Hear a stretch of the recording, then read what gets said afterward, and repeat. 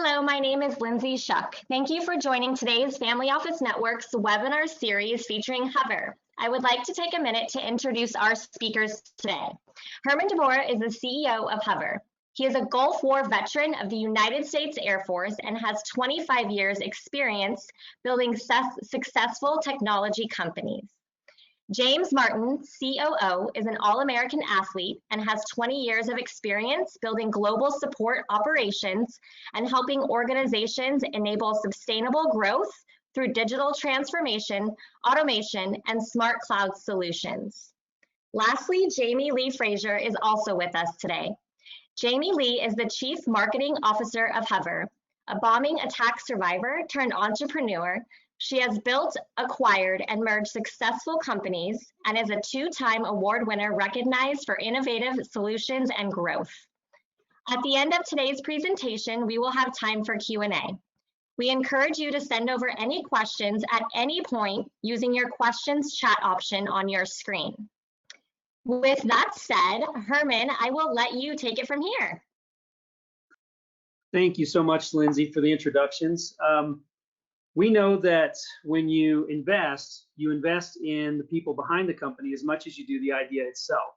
So I just want to take a minute to let our team just share one more interesting tidbit about themselves from their own mouths. So James, if you would take a minute and share something. Sure, thanks, Herman. So yeah, just in addition to that brief intro, like I said, I've been in IT for about 20 years after graduating from Penn State University. I've worked on multiple startups over the years, including a successful web design and app development business, social media privacy platform to Facebook, as well as another social media premium content platform, working with the NBA, NFL, and high-end fitness influencers. And then most recently, I built from scratch a global support organization for a $4 billion revenue consulting firm in which they support mid and large multi-million and billion-dollar companies. So excited to be here. Welcome to the call. And Jamie, I'll pass it to you.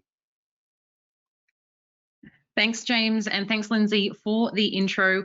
Yes, I'm Jamie Lee. You may notice my Australian accent, born and raised in Australia. I also have 2 kids. I've been in marketing and business development since 1998. I've worked with brands such as United Airlines, General Electric, and HSBC. In between that, yes, the Bali bombing happened, and I actually spent time and lived abroad in the UK. Shortly thereafter, in 2007, I actually dived into the financial advice sector and was headhunted to join the Commonwealth Banking Group, which for their independent financial advice channel, where I led marketing and communications as a national manager. From there, you know, I worked with $100 million budgets. I mean, we're talking about a multi-billion-dollar company. And I provided support to key stakeholders and in consultancy kind of services there. I did start my own wealth management firm as well in 2011 and quickly scaled that organically through strategic partnerships and acquired and merged companies as well. And I exited it in 2017.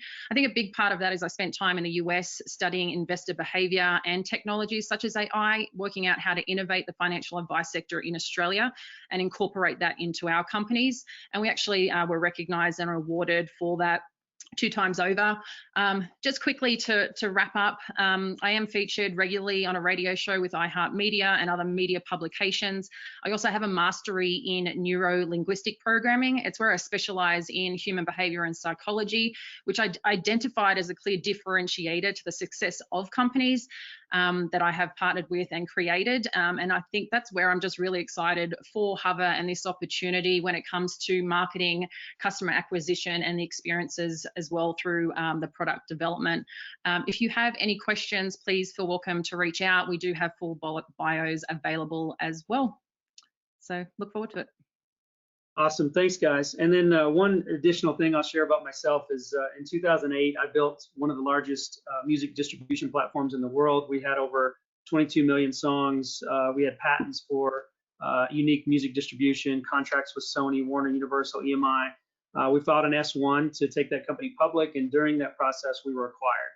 So I just tell you that to show you that I do have experience in starting companies from scratch and getting the exit that investors are looking for. I'd like to start this presentation with a video. It's a 1 minute, 30-second video. It's not very long at all. If you're on a phone, if you're dialed in, just listen to the audio. It'll really give you a quick understanding of what we're trying to do with this Huvr app. So I'm going to start that now.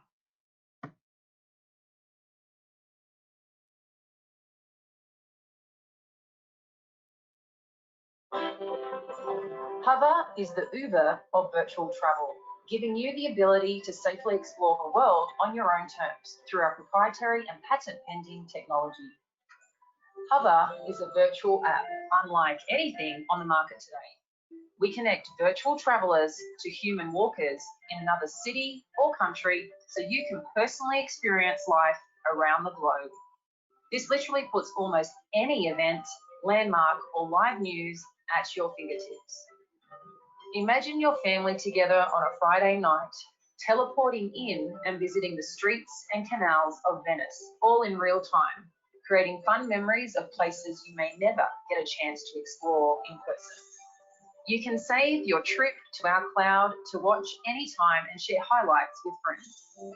If you love events, you can explore them live with Huvr. From street festivals to carnivals, many experiences you never knew existed in other parts of the world. There are no limits to the places you can visit. With gamification features, any walker or traveler can highlight hotspots with news and events going on right now, giving you the ability to hover in and check it out firsthand. Huvr gives you the power to safely explore, play, and travel the world. Start exploring for yourself, anytime and any place. With Huvr, the world is literally in your hands. Okay, so you can see there, or if you were listening, you can see that kind of a good idea of what we do. And so now I'm going to get into the company itself, and I'll go through some slides here. Our hope today is that you will see that Huvr is built with basically what we call a genuine innovation architecture. Our brand can create defendable, sustainable, and profitable positions. We are a differentiated business. It has a clear opportunity for global expansion that can disrupt entire sectors. We want to start with a COVID statement because that's the biggest question that we get from people is, how are we a solution in a post-COVID-19 world? Well, basically, we provide an opportunity for people to work and travel inside of the new normal. And that's the paradigm of social distancing, wearing masks, things that all countries are doing. It's no matter where you're dialing in from, you're seeing things like businesses are shutting down, people have new rules. And with Huvr, you can work and you can virtually travel inside of this new paradigm with no problem whatsoever. So I wanted to make sure that was very clear as we got started. So what is Huvr? We call ourselves the Uber of virtual travel. And so let's get into that a little bit. Like Uber, we are in the gig economy space. That basically means that we can connect two user groups via our proprietary app. So while Uber connects drivers and riders, Huvr connects virtual travelers and Huvr walkers. So it basically means that unlike the pre-produced videos that you find currently online, you can find hundreds of websites with curated pre-produced videos of travel options and things that you can do and places you can see. But the big difference here and the big differentiator for us is that Huvr gives the traveler control, and we give them control over where they go, when they go, what they're seeing, and even after they teleport into the other person, they're able to control that walker to say, what they want to see even longer. They can extend their tour. They can do a little bit of everything there. So that's kind of the differentiator for us, is the control from the traveler. We're a two-sided marketplace. That's our business model, just like popular ride-sharing companies. So we are a smartphone, smart TV app, and we provide on-demand services to users. So travelers can log into the app, again, they access the walker and the location through the app, which means that the walker himself is an independent contractor. This is a gig opportunity, and that independent contractor is going to receive 70% of the travel fare, very similar to what Uber and Lyft and some of those other companies do. Huvr walkers do need to make a small initial investment because they're independent contractors. So and when I say small, I'm talking less than $200. So they're going to basically log in and register to be an independent contractor with us. And part of that fee is training videos. Part of that fee is a background check. Part of that fee is equipment like headgear and Steadicam holders for your mobile device or your HD cam, different things like that. And we can get into some more of that a little bit later. We've worked hard to make Huvr just about as simple to use as possible. So you log in, you choose a city, you pick a walker in that city, and you pick the walker based on their ratings. So we'll have a rating system for the walkers. And then you basically click begin, you hover in, you click the hover button, and you begin your teleportation. You go over and you start your actual tour. The cost is about $1 per minute. So the average traveler is going to pay, in our estimation, they're going to pay somewhere between $10 and $20 per trip, and they can extend that if they want to. And just like Uber has Uber Pool, Uber X, and Uber Black, we're also going to have 3 options where we have mobile to mobile. We have HD option where the walker will be transmitting in HD, which would probably be more for our smart TV app. And then in phase 3 of our rollout, we'll actually have virtual reality where the walker will be videoing with a 360 VR camera, which is a little more expensive. And then the traveler will be viewing what's going on with VR goggles on. The Huvr Traveler themselves, they have ultimate control, and we can't really stress that enough because that's a big differentiator for what's going on with Huvr versus others. They'll be able to explore the world and see interesting tourist spots, or they can hover into live events, or they can hover in to see current news happening. It's no secret that the media is not very trusted these days, and so you can, with Huvr, you can actually hover into live news events and see what's going on for yourself. The only limitation we would have initially would be licensed or ticketed events, and what we're doing there is we're working on deals to gain licensing from those organizations so that we can have access to licensed events. We also have a B2B, B2C brand connection. So we're creating that marketplace where global brands can get in front of active consumers using quality data points right inside the app. They'll be able to, if you can imagine, for example, you'll be able to visit a new destination as a traveler, and then you're presented with augmented reality options for engaging brands. So that's one of the patents that we filed. We filed 2 patents on this. And one of them is augmented reality country to country, where brands can, so for example, I'm in the United States, I hover into the streets of Paris, I'm walking around, and one of the brands there have engaged with the customer with augmented reality options, which gives them an opportunity to see that brand in a little greater detail. There's also follow-up notifications. There's all sorts of things that the brands will be able to do to connect to the consumers themselves. This is a big slide for us, the total economic effect that is going to be having on all of the cities. We've been in contact with several economic development offices in cities around the world who are excited about the prospect of providing a COVID-friendly work opportunity for their citizens. And that's going to generate tax dollars while marketing the beauty of their city to interested future world travelers. So people are excited because, you know, the unemployment rates are rising all over the world, and because of this, and this is an opportunity, unlike, you know, you'll see some things like Uber and Airbnb and some other gig opportunities that are out there right now that are suffering because of COVID. And what we're going to be able to do is have a positive economic impact on these cities and on these people because of the way that we're operating our business. We have 4 revenue streams, which is very important to understand. The first one is the Walker system that I talked about earlier. That Walker system, again, it's a small revenue stream, but we will make, basically it's showing we'll make $49 gross revenue for each Walker registered. And then we have travel fares. So just like Uber has ride fares, we'll have travel fares. And it's estimated that the travel fare will be $10 to $20 on average. The Walker will make 70% of that, and we'll make 30% of that.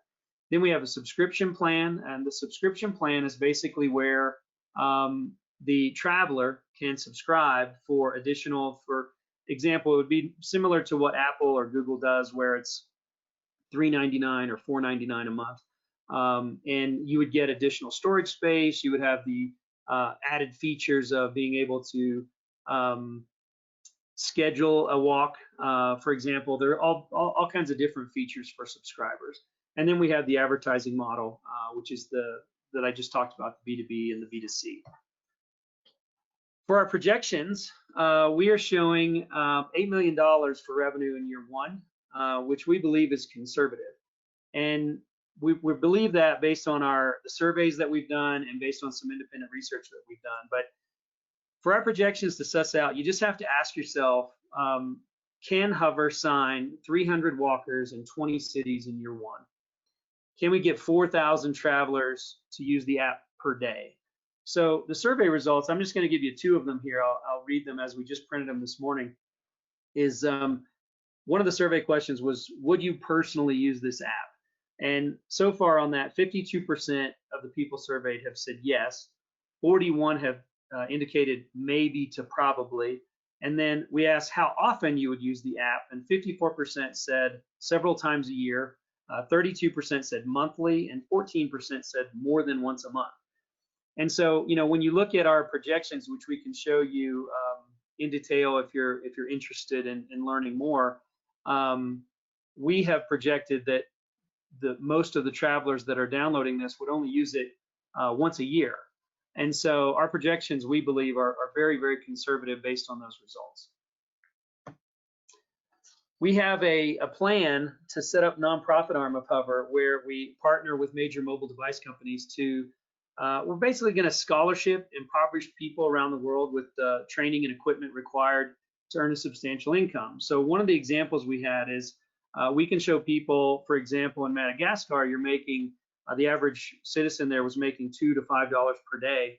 And so we can come in with some training on the nonprofit side. We are a for-profit company. This is just a nonprofit arm. And we can come in and show them how to make 8 to 10 times that just by showing the beauty of Madagascar.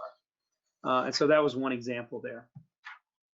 Looking to the future, we've added technology to our roadmap, obviously, and we've been working with our developers to do this. The technology includes things like true virtual reality. It includes drone applications. It includes haptics. What haptics would do for us is it would give our travelers the ability to almost guide the walkers around like they're guiding a standard joystick. So, if you could guide your walker to the right, then the haptics would indicate to the walker with a buzz, basically, which direction to go. And so you're literally giving them a little more freedom to walk around in someone else's body like an avatar. We're a very progressive company. We're always going to be looking for proven methods that enhance our users' experience. And so this is just some of them. Our goal today, and we think the majority of this presentation is going to be in Q&A. And so our goal today was to show you how Huvr is leading the way for the evolution of work and travel in a pandemic world. We're currently raising $6.5 million, and we'd like to invite each of you to consider an investment in this company. And what we want to do now is open up the floor to those questions. Jamie Lee is going to be moderating the questions. So remember, if you have a question, just type it in, and then she will ask the appropriate team member to answer that question. And so Jamie Lee, I'm going to go ahead and open it up now.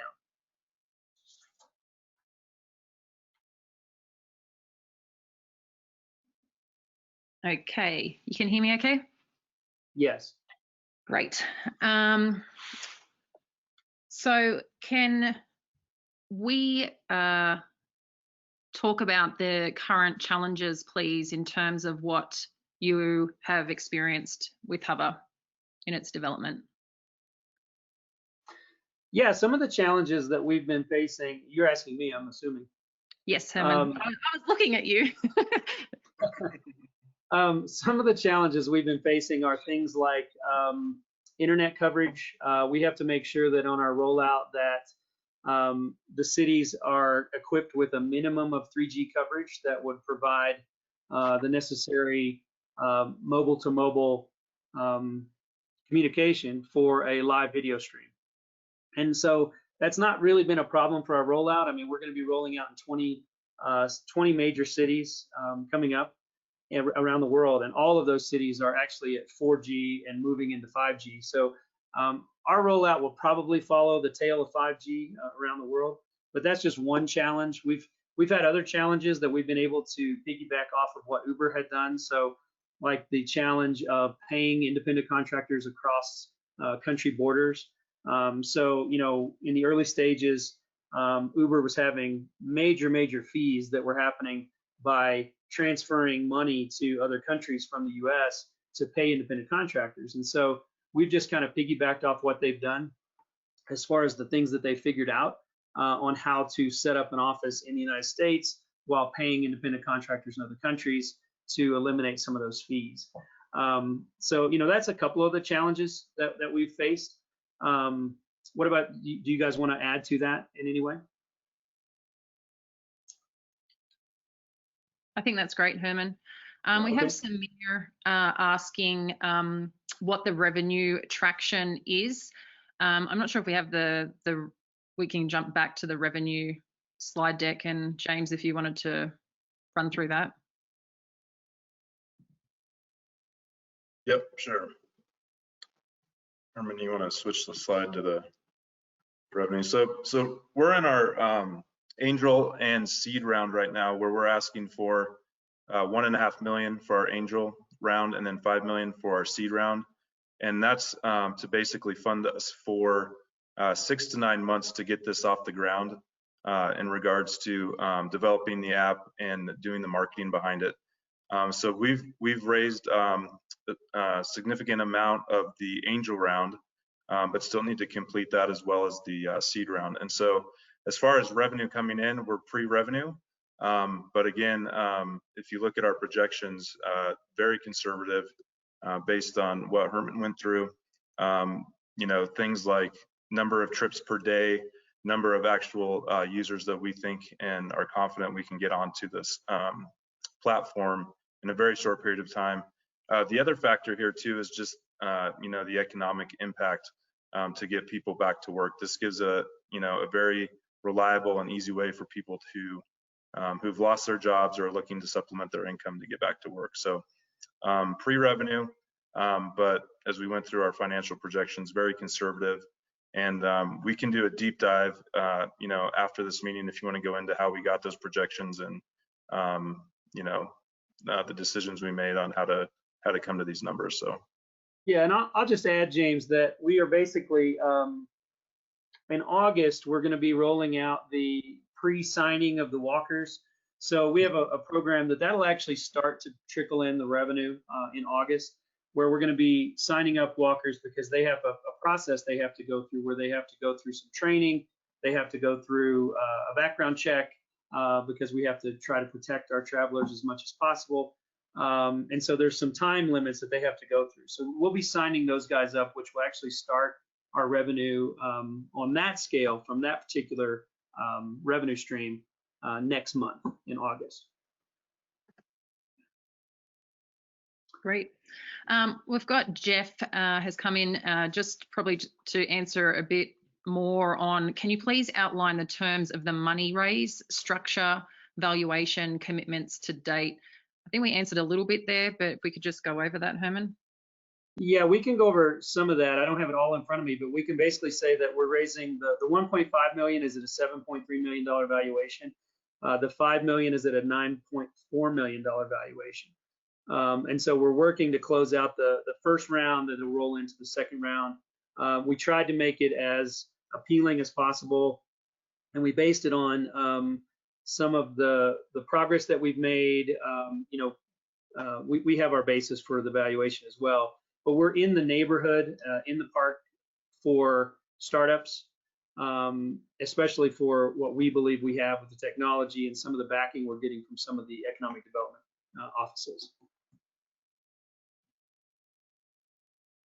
I just want to check, Samir and Jeff, that that helped answer some questions. I mean, as you can appreciate, we're available to talk further and deeper about it if you wish to learn more. Brandon has asked how we will be ensuring quality experiences being given to virtual travelers by the walkers. I'm happy to answer that, Brandon. So an important thing for us is the onboarding experience. So we have actually highly qualified kind of celebrity style videographers that will help us create the training program. I mean, we've been testing it ourselves as, using the equipment. And, I think it's important. There's going to be different equipment, but we're starting mobile device first. So we will have, a really thorough onboarding experience. And once that's completed, that's part of them being able to start with us. A big thing for us is to continue development of the independent contractors, because it is important for us to have high quality experiences for the travelers. So that's definitely something that we'll keep working with them on. But yeah, there's definitely an onboarding and training program for them.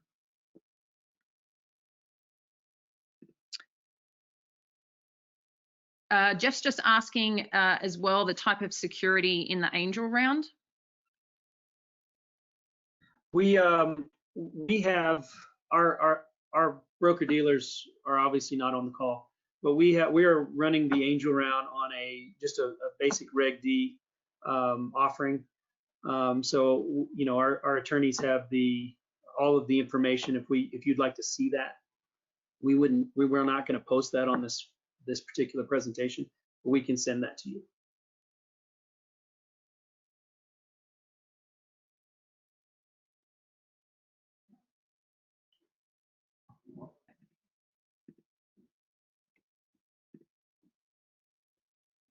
What's next, Jamie Lee? All right, so the next question is in regards, how do we work out that $10 per walker as a minimum would be coming in? I'm happy to start answering that. We have done a lot of research and statistical study on how much people are spending time on their apps, what cities, what countries are actually using apps and what they're spending. We already know that average sits around $9.80 per app that they spend per month. So that's just for one app. So that's one way that we have worked that out using, I think the common law there. But also too, I believe, Herman, with the data that we've collected as well from a lot of the surveys, a lot of people have mentioned that the spend on that application too. Is that right, Herman? We've got people have said through the survey that they'll spend a minimum of $10. Yeah, they're all saying a minimum of $10 up to $40. I mean, depending on what they're seeing and where they're going and the rating of the actual user. We try to get pretty specific on the surveys themselves on what would people spend on this app. People are excited because it gives them the opportunity to go and explore where they're not just looking at canned videos all the time. You have that power to go, and so to them, having the power to explore definitely has a monetary value. If you look at the average of the surveys, though, we think that average is actually up to about $20, even though our projections are showing $10. Again, we wanted to be as conservative as possible with our projections. Okay. Ricardo's asking how much of their own money have they put into the business so far? To date, I would say there's more than, I'd have to actually look at the numbers. We all have invested cash and time into this company. In addition to our developers have invested cash and time into this. It's a little over at this point. If you add it all up, I think it's a little over $300,000 to date.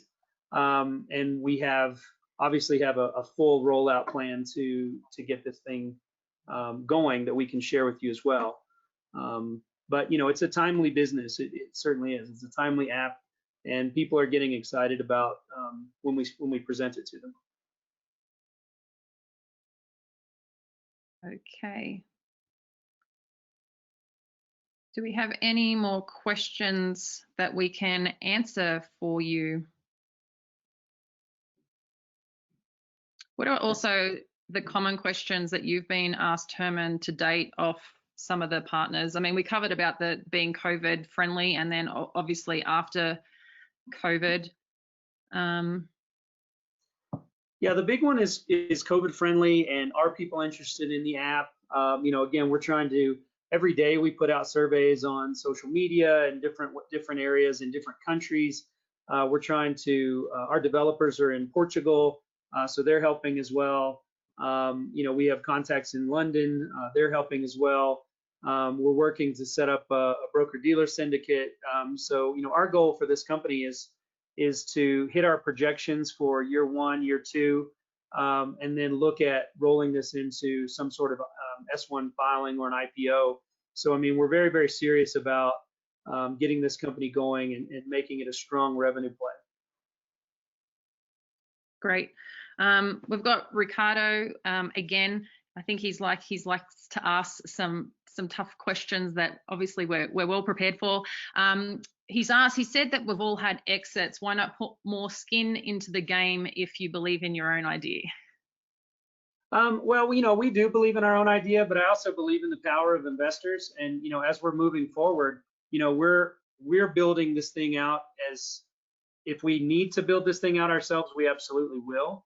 And we have a team around us that can do that. But I believe in the power of investors that, you have this concept, you have the software ready to go, we've filed the patents, we've set the trademarks up, and now with a cash infusion, we can actually move faster from investors. And that also helps us with raising more money in the future. So when we move into a Series A round, for example, we'll be able to provide those earnings and those documentations and everything that we need to provide, because again, my ultimate goal is to move into an S1 IPO situation. So I know the power of investors, and that's why I like to do it this way. Yeah. I'll just add to that a little bit too. I think we have a saying like the future belongs to the fast, and I think we all know in high tech startups we have to move fast. And so with this particular project plan, we're having to do the tech development along with the marketing plan at the same time. And so both of those cost, a significant amount of money. And so we need to, have that cash infusion at the levels that we're asking so that we can execute on that 6-month plan and get this to market very fast, especially now with the state of the world and the pandemic. We really need to move fast. So. Yeah.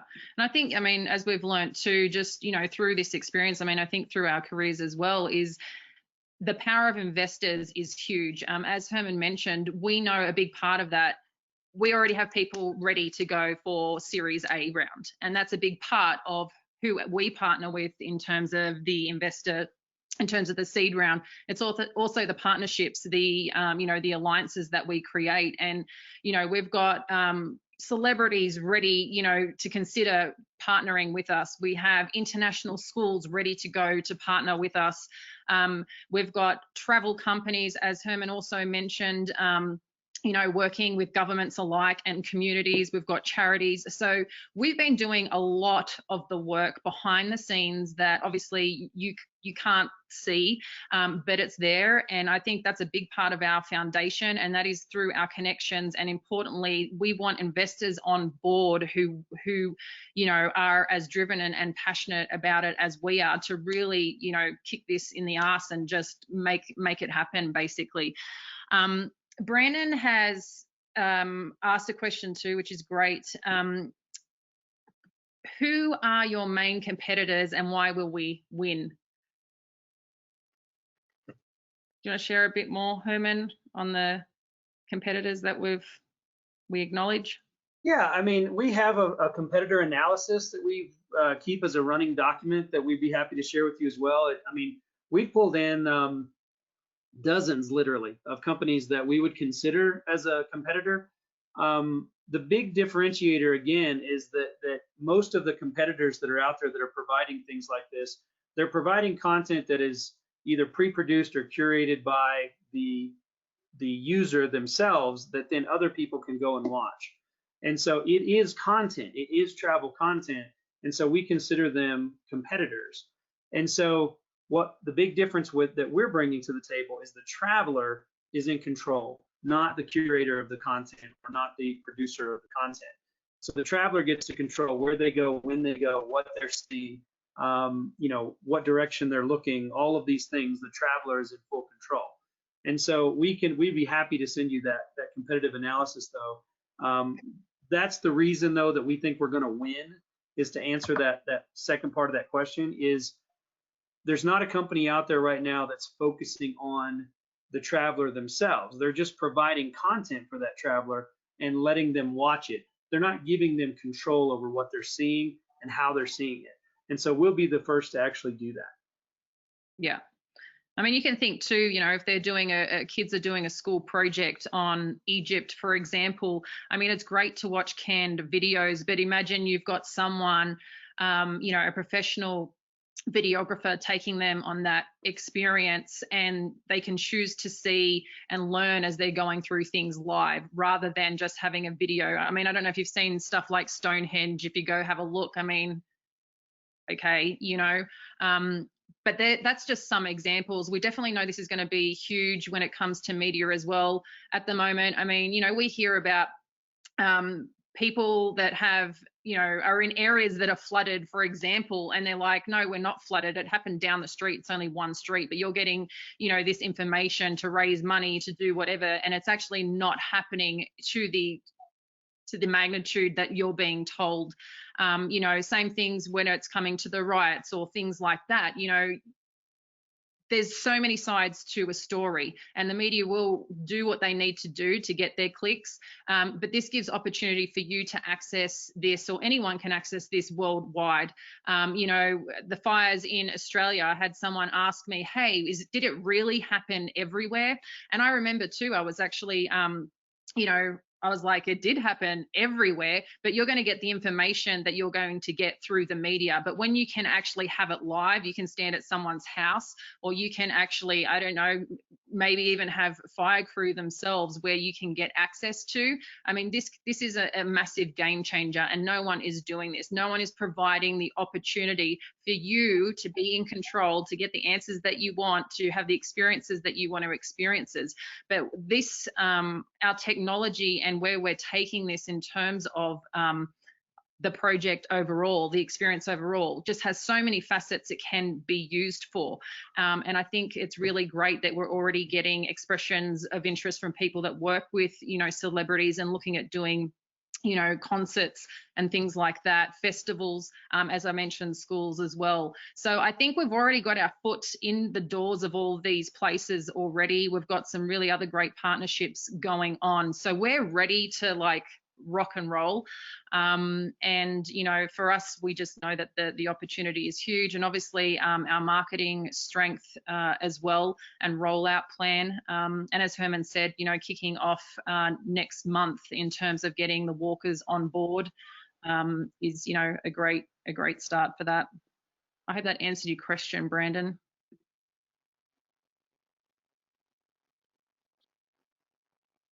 Okay, a great. Oh, sorry. No, I was just looking at other questions. Keep going. Yeah. So Ricardo asked another great question. If they record the journey once started, who owns the data, the physical traveler or the viewers that paid for the session? The physical traveler or the viewer? Oh, it's so what we call them is the walker is the videographer. So we call those Huvr Walkers. That's where they're teleporting into that body. The traveler themselves are the ones paying for the session. So the traveler owns their data, not the walker. The traveler is the person who we will let them we will let them basically catalog a set number of their videos in the app as just being part of the app. And then if they want to subscribe, again, like something similar to Apple or Google, where there's $3.99 to begin with, $4.99 a month, that sort of thing, then they can save a lot more videos. But they actually will own their data. And then on the terms of services, we will have access to their data as well, similar to a social media company. So hopefully that clarifies things.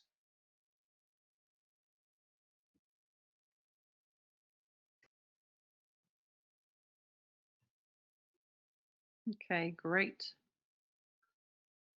Do we have any more questions that you would like us to answer?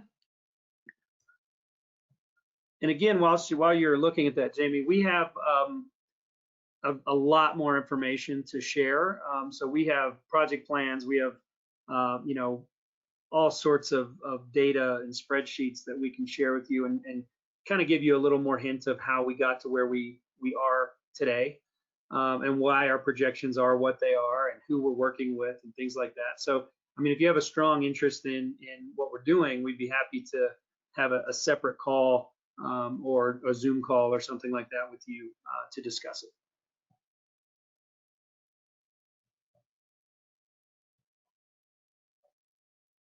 Any more questions, Jamie? No, we don't have any more questions that come in. We've covered the revenue, the valuations, competition. We talked about the challenges. I mean, I think we've shared too in terms of the opportunity and the different segments that we will be supporting. So is there anything, James, that you can think of in other frequently asked questions that we do receive? Yeah, I think, I was thinking about the use cases, and in our video up front, we mentioned a couple where, we've thought of some, we've gotten a lot of different ideas as we've talked to our friends and family about this, and then as well as the surveys that we've sent out. But, a lot of it centers around, we created this idea pre-pandemic, and it was, the 60% of Americans have never been outside the country. And there were reasons why of, lack of resources or fear. And then just now how much more relevant this is because of the pandemic. And I know Herman kind of covered that. But use cases of, families being able to take their kids and explore the world for, very affordable prices versus thousands of dollars, hopping on an airplane, having to pay for hotels and all that. So there's an exploration part of it. People have talked about being able to go back and explore places where they lived. There's the school dynamics, there's the, obviously real-time news events and festivals. And so I think that really is the key to this and what people are excited about. It's the real-time, experiential, and in control ability to go travel the world, basically from your family room, your living room, or wherever you're at when you have a phone. So, that's key. And the market's just prime for this right now. I think, everything from the pandemic to even, older generations not being able to travel to younger generations who are all about the real-time experience. And so, again, the market's prime right now, and it's we need to move fast. So. Yeah, I mean, our original data, when we started researching this, we created this concept back in 2019, and that's when we started doing our original research before the pandemic hit. And so the pandemic has just made us more relevant. And so what we've done there in our original research is we were looking in the United States alone about the number of people who travel, how many people have been out of state, how many people have been out of country. And we were kind of shocked to see that over 50% of people have only been to 3 states in the United States. And a large percentage of them have never even been on an airplane. And so we looked at the reasons why, and it had to do financial with some of it, fear with some of it. There was a lot of reasons why they were not traveling. And so when you look at some of the financial and the fear alone of why they weren't traveling, this app kind of solves that problem, and it gives them the opportunity to log on and explore things on their own terms without leaving their home, without spending $1,000 to go somewhere or thousands of dollars to go somewhere, depending on where they're going. And so that was the original reason. And then COVID hit, and that just made what we were doing more relevant. And so we know that there's a market for this for multiple reasons. Even if the pandemic does go away, you know, there'll be another one sometime, but we're still going to have a market for people who want to travel but don't for some reason. Yeah. Well, you mentioned the schooling system. Another big one too, which I'm sure you guys would be interested in, ladies and gents, is real estate. I mean, especially for investors and developers, or you know, even if you were to travel to a certain destination, a lot of people have said that they'd like to use this to, you know, to pre-qualify or to make sure that they're happy with what's going on or that property that they want to buy. I mean, the 360 tours on, you know, if you're looking at real estate, they're just like photos that kind of spread in and out. So you're not really getting, you can't go open a cupboard or a drawer or see what's happening really in the backyard. But that's as an example. I mean, you could, you know, be investing in, you know, this high rise or family block, and then the next thing you know, you're next to, I don't know, a dump of some kind. So it's really, you know, being able to get true factual information that supports the user, the traveler, also in regards to that. So we've had that discussion in regards to partnering, you know, looking at the real estate side too. We've also had charities express, because they're at a point where a lot of their fundraising is actually going out to the destinations, and they can't do that right now. So, you know, there's lots of different avenues and opportunities I think that, you know, we're excited about. But first and foremost is finalizing this application and getting it going ASAP. Because we know we are at the forefront of this. We know in terms of our creativity, of our opportunities, of our partnerships that we have right now, that, yeah, this is an exciting time for us, for Huvr, and we really feel that this can support the economy overall, getting people working again and traveling. So Fantastic. Well, if there are no questions, Lindsay, if you are online, we can wrap this thing up. I am. Herman, Jamie Lee, James, fantastic job. Thank you so much for joining us today. On behalf of everyone from Family Office Networks, we thank all of our attendees for joining as well. I will be following up with you all individually, and I know the Huvr team will be following up with you as well. But if you have any other questions, please feel free to reach out to us directly. And we hope you have a fantastic day. Thank you, everyone. Thanks for your time. Thank you.